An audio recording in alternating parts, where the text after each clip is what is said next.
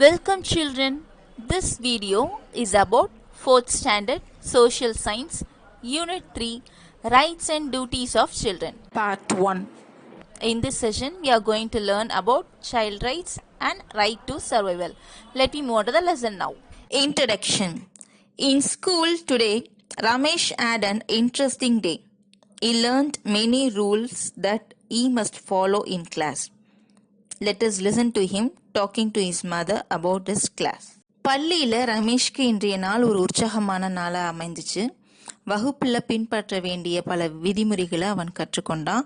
அவனது வகுப்பில் நடைபெற்ற நிகழ்வுகளை தன்னோட தாயிடம் பகிர்ந்து கொண்டதை காண்போம். Today, my class teacher has given us a list of rules that we all have to follow, அம்மா.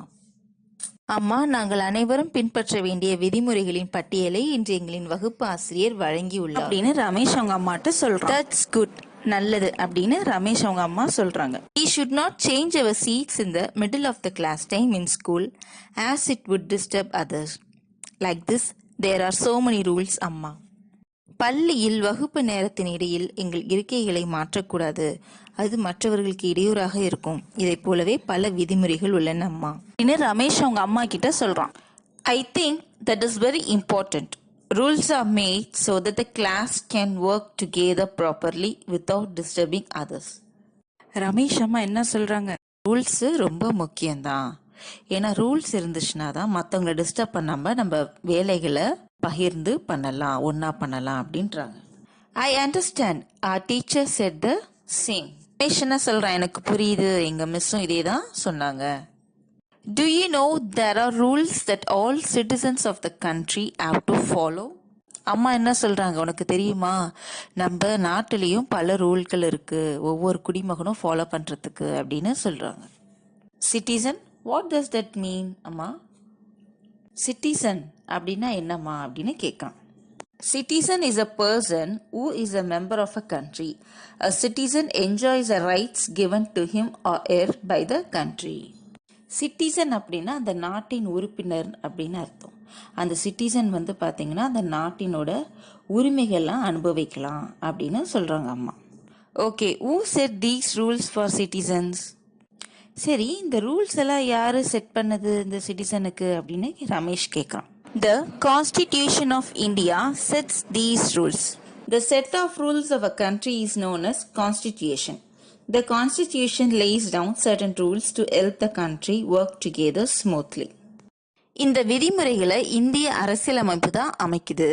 ஒரு நாட்டின் விதிமுறைகளின் தொகுப்பு அரசியலமைப்பு என அழைக்கப்படுகிறது. ஒரு நாடு சீராக இணைந்து செயல்பட அரசியலமைப்பு சில விதிமுறைகளை வகுக்கிறது. So that my teacher said, if we follow these rules, we will become responsible. Thus, Constitution makes citizens responsible? Yes. It helps all people to be a responsible citizen of our country. அதனால தான் இந்த விதிமுறைகளை பின்பற்றினால் நாங்கள் பொறுப்பு மிக்கவர்களாகுவோம் என்று எனது ஆசிரியர் கூறினார். அரசியலமைப்பு குடிமக்களை பொறுப்பு மிக்கவர்களாக உருவாக்குகிறதா அப்படின்னு கேட்குறான் ரமேஷ். அதுக்கு அவங்க அம்மா என்ன சொல்றாங்க? ஆம், இது நம் நாட்டின் அனைத்து மக்களையும் பொறுப்புமிக்க குடிமக்களாக உருவாக்குகிறது. Child rights. All over the world there are different policies and rights.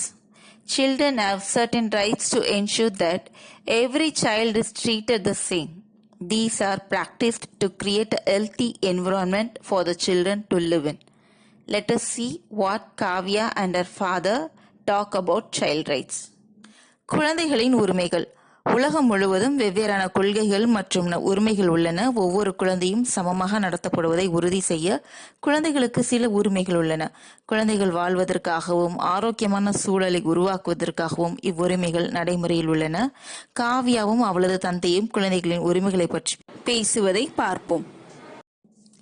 அப்பா, do children have any rights? Yes, Kavya.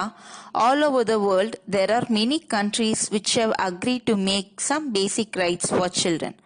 Our country is one of them. Really? Appa, can you tell me more? Sure. The 4 major child rights are right to survival, right to development, right to protection, right to participation. Kavya அவங்க அப்பாட்ட கேட்குறா, அப்பா குழந்தைகளுக்கு ஏதேனும் உரிமைகள் உள்ளனவா அப்படின்ட்டு. அவங்க அப்பா என்ன சொல்றாங்க, ஆம் காவியா, உலகம் முழுவதும் பல நாடுகள் குழந்தைகளுக்காக சில அடிப்படை உரிமைகளை உருவாக்க ஒப்புக்கொண்டன. அவற்றில் நம் நாடும் ஒன்று. உடனே காவியா கேட்குறா, உண்மையாகவா அப்பா, இதை பற்றி மேலும் விளக்கமாக கூற முடியுமா அப்படின்னு கேட்குறா. அவங்க அப்பாவும் என்ன சொல்றாங்க, அதை பத்தி சொல்றாங்க. நிச்சயமா சொல்றேன். அதுல மொத்தம் 4 முக்கிய உரிமைகள் உள்ளன. அவற்றில் உயிர் வாழ்வதற்கான உரிமை, வளர்ச்சிக்கான உரிமை, பாதுகாப்பு உரிமை, பங்கேற்பதற்கான உரிமை இருக்கு அப்படின்னு சொல்றாரு. Right to survival. அப்பா, can you explain about right to survival? It is to ensure every child has access to minimum standards of food.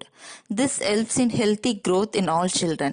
There are different rights for children below the age of 6 and between the age of 6 to 14 years. This is because both the age groups have different needs for their growth and development. Very interesting. What else is a part of right to survival? The WASH program is also part of it. Have you heard of it? WASH? What happens in that program, Appa? உயிர் வாழ்வதற்கான உரிமை. அப்பா, உயிர் வாழ்வதற்கான உரிமை பற்றி விளக்க முடியுமான்னு கேட்குறா காவியா. அவங்க அப்பாவும் சொல்றாரு, ஒவ்வொரு குழந்தைக்கும் குறைந்தபட்சம் தரமான உணவு கிடைப்பதை உறுதி செய்வதாக தான் இந்த உயிர் வாழ்வதற்கான உரிமை. 6 வயதுக்கு உட்பட்ட மற்றும் 6லிருந்து 14 வயதுக்கு உட்பட்ட குழந்தைகளுக்கு பல்வேறு உரிமைகள் உள்ளன. ஏனெனில் இரு பிரிவு வயதினரின் வளர்ச்சி மற்றும் முன்னேற்றத்திற்கான தேவைகள் வேறுபடுகின்றன அப்படின்னு சொல்றாரு.